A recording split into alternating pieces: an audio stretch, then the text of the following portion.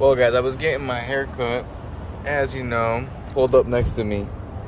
A stock E150, and this one's running 235, 75, 15 on some stocky, same pretty much car that I have.